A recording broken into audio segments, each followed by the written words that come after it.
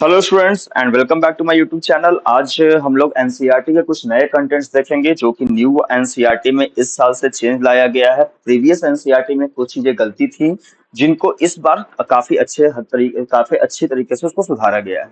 और आपको ये चीज जानना बहुत जरूरी है कि क्या क्या चीजें चेंजेस आई है, क्या हम लोग पहले पढ़ते थे और क्या अब पढ़ना है। ठीक है, तो सबसे पहला चेंज आया है आपका चैप्टर जो कि था सेल यूनिट ऑफ लाइफ में।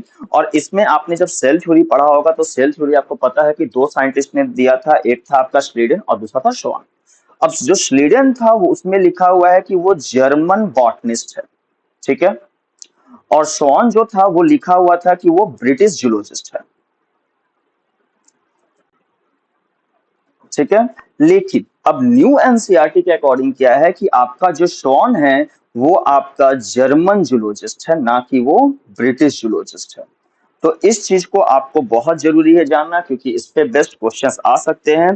पहले लिखा हुआ था कि आपका जो शॉन है वो ब्रिटिश जूलॉजिस्ट है, लेकिन इस बार क्या कर दिया गया उसको जर्मन जूलॉजिस्ट, जो कि बिल्कुल करेक्ट है। अगर आप डीप नॉलेज में जाओगे तो आपको यही चीज पता चलेगा कि शॉन जो थे वो जर्मन जूलॉजिस्ट थे। अगला जो चेंज आया है वो भी आपका cell unit of life chapter से है, जिसमें आपका साइटोप्लाज्म के बारे में लिखा हुआ कि वो फ्लूइड मैट्रिक्स है।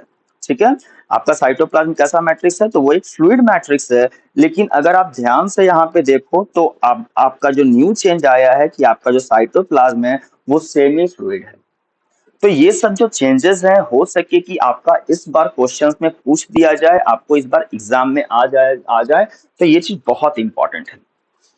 अगला जो चेंज है वो केमिकल कोऑर्डिनेशन से है, जो कि आपका जूलॉजी का पार्ट है। इसमें आपका क्या है कि our body has one pair of adrenal gland, one at the anterior part of the kidney.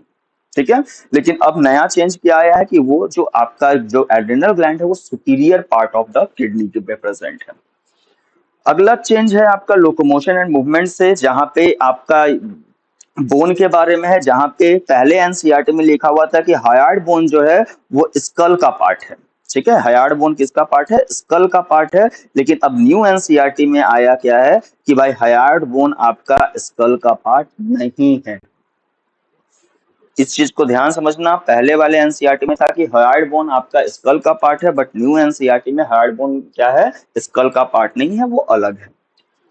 Next change है आपका रेस्पिरेशन इन प्लांट से, जहां पे आप यहाँ पे देख सकते हो जब हम लोग ईटीएस पढ़ते हैं तो ईटीएस में आपके डायग्राम में 2H प्लस से 1 एटीपी का फॉर्मेशन हो रहा था। लेकिन अब जो न्यू चेंज आया है उसमें क्या है कि उसमें यह है कि अब 4H प्लस से 1 एटीपी का फॉर्मेशन हो रहा है। ठीक है, और यही चीज आपका करेक्ट था, क्योंकि हम लोग जानते हैं बेसिकली आपके लेवल में ये चीज नहीं है, बट इतना जान लो कि एक NaDH2 से 2.5 एटीपी ही बनता है, ना कि 3 एटीपी।